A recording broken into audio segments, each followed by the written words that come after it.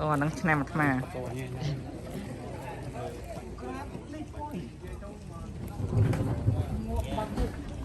កងឡានណែ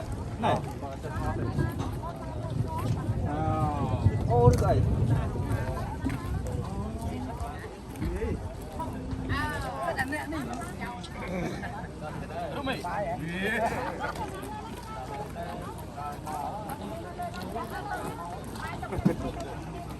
ចូលកាមេរ៉ាណាញោមវីដេអូទេថតមកដល់ព្រំដែនផ្លដានេះញោមនិយាយមកលឺច្រកព្រំដែនថ្មដាវាវែង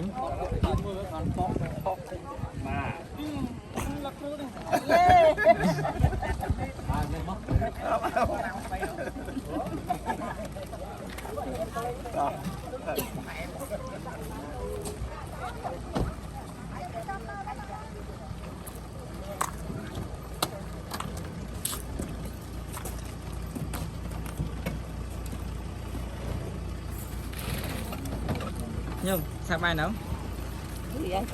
ថតទៅជាប់ញោមទាំងអស់គ្នាដែរបកខួច100ខួចញោម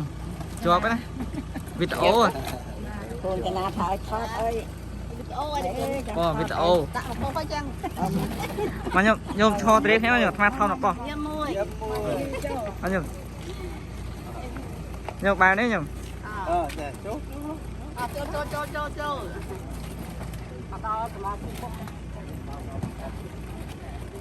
ហើយញោមកំតបទឹកចិត្ត